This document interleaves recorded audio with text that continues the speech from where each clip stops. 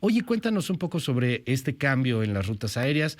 ¿Qué está pasando? Hay, pues, por ahí algunas informaciones que muestran preocupaciones de pilotos. ¿Esto sucede, no sucede? ¿Qué sabemos, capitán? Mira, como bien dices, todo esto se debe a crear un espacio libre de aviones para que pueda operar el aeropuerto de Lucía. Ahora, el cambio era lógico que tuviera que venirse de mandar los aviones un poquito más hacia el sur de la Ciudad de México para dejar libre esa área de allá. Efectivamente, como dices, ahora se intercepta la parte final de la aproximación, el ILS, a 90 grados, pero no lo podemos tomar tan directo a 90 grados porque hay unos puntos que se tienen que sobrevolar y unos que se pasan cerca, que son el caso.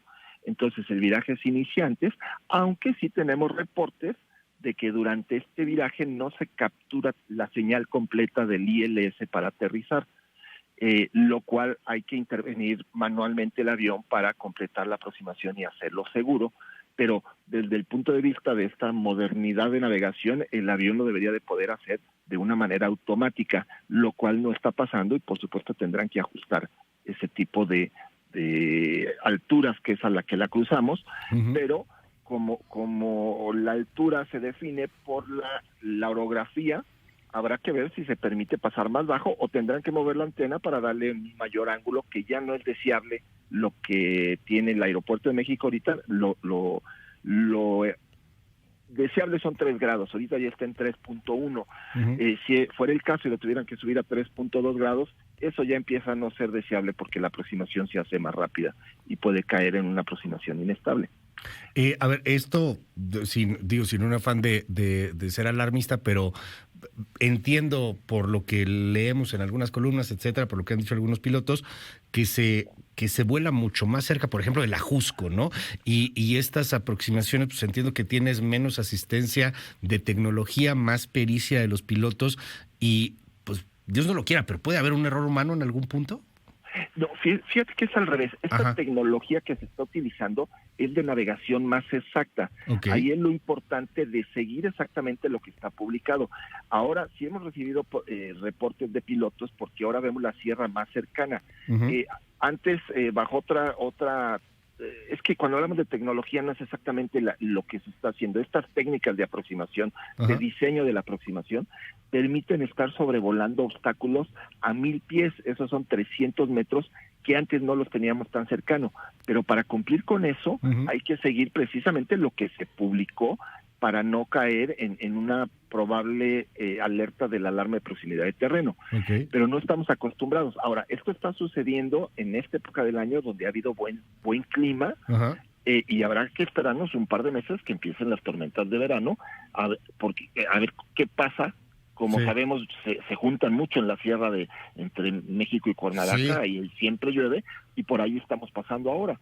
Entonces eso no se puede dar de que nos estén vectoreando fuera de esta exactitud del diseño de las llegadas. Eso es lo que no puede pasar, y de hecho sí está pasando que nos están dando vectores Ujú. saliéndonos de estos lugares, aunque estamos en condiciones visuales, digamos, donde la separación la hacemos, así como se Ya. dice visualmente, los pilotos sobre las montañas. Dime algo, ¿se gasta más turbocina? ¿Se gasta más combustible? Fíjate que ese dato lo tendrían exactamente las líneas aéreas, pero Ujú. entre los reportes que hemos recibido, sí se está gastando un poquito más de lo planeado en el plan de vuelo, Ujú. puesto que nos hacen que el descenso lo iniciemos mucho tiempo antes de lo que el avión, por su planeo, digamos, lo hiciera de una manera eficiente, y nos encontramos nivelados desde muy lejano para crear todos estos espacios que necesita el aeropuerto para las salidas y las futuras llegadas a los otros aeropuertos, como, bueno, al de Lucía, porque el de Toluca ya está, que prácticamente no interfiere Toluca con Benito Juárez. En el caso de Lucía, bueno, es para que haya, en teoría, más capacidad de vuelo, para que se puedan estar teniendo pues más opciones, pero llega, o sea, no, hoy lo que están viendo termina por ser eficiente. Entiendo que no lo vamos a saber hasta que pues empiecen ya otra vez para que empiecen los vuelos en Santa Lucía, pero podrá tener este objetivo, que es el de pues que haya más vuelos y que sean más eficientes. Hoy día simplemente es el cambio y entiendo que va por pruebas, ¿no? Sí, hoy es el cambio como tal, y yo diría que es seguro, pero la eficiencia todavía hay que comprobarla como tal. Okay. Y cuando salga el aeropuerto de Lucía, lo que hemos dicho toda la vida desde que se puso este proyecto es que todavía tienen que decir cuál es el número de operaciones simultáneas en ambos aeropuertos que pueden operar, porque como sabes, en aquel aeropuerto se le han pasado dando, en el de Lucía, las cifras en millones de pasajeros, y así no se calcula la capacidad de un aeropuerto, sino se calcula en cuántos aviones van a poder aterrizar y despegar, y que va a tener que llegar un límite con Benito Juárez, donde o se le quitan a uno o se le quitan al otro para que encuentren la media. Definitivamente no van a ser independientes, que puedas decir no se afectan en nada, porque eso sabemos que no es así, pero ese número todavía no lo han dado, cuál va a ser la capacidad al final de ambos aeropuertos en conjunto. ¿Los han escuchado en este cambio de rutas, capitán?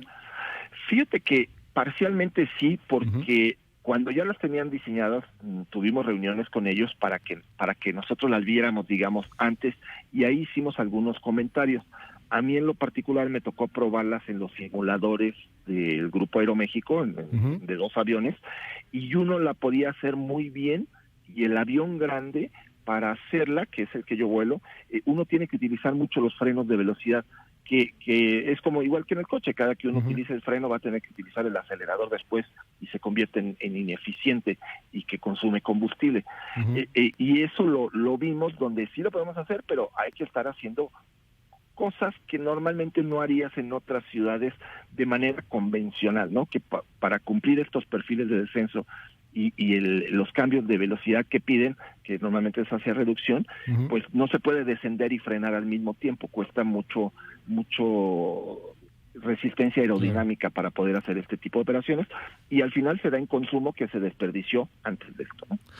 Cuando me dices de aviones grandes también, bueno, se entenderá porque en algún punto pues también van a empezar a utilizar estas nuevas rutas aviones muchísimo más grandes, no nada más para tráfico aéreo mexicano, entiendo. Hay ahí un riesgo, una situación en donde, digo, con toda la expertise que tienes, aerolíneas pues muy fuertes, de repente digan, híjole, bueno, pues sí, llegamos a México, pero es muy distinto llegar a México que llegar a cualquier otra ciudad.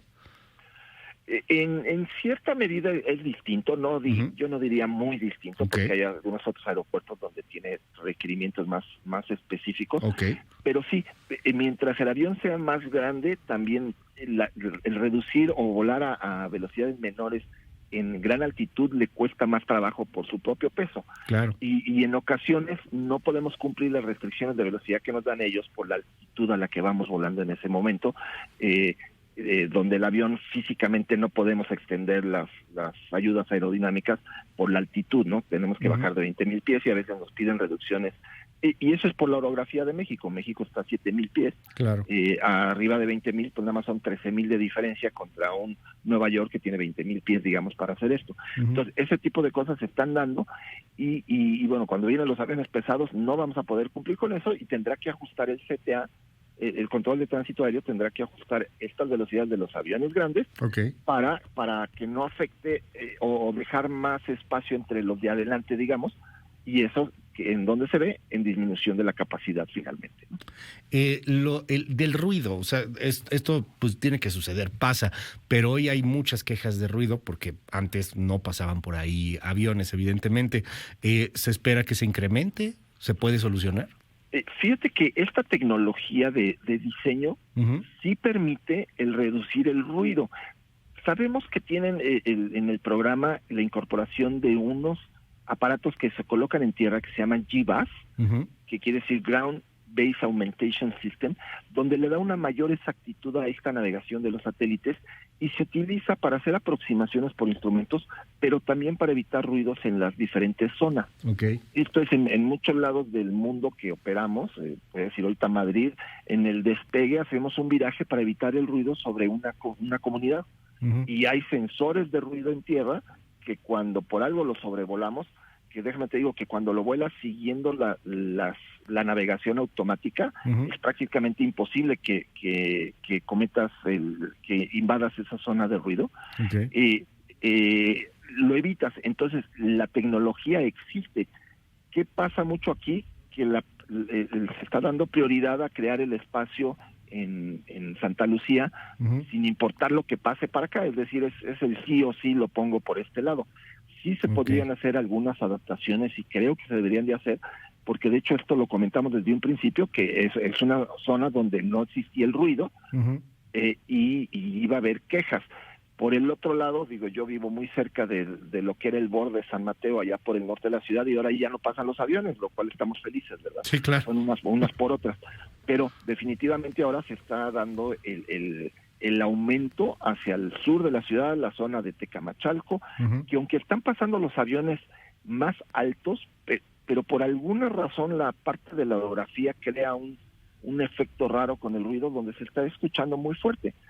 Con esta tecnología, como te digo, podríamos volar los aviones prácticamente siguiendo, voy a decir, el periférico, para que en esa zona abajo tenga un área de menos afectación.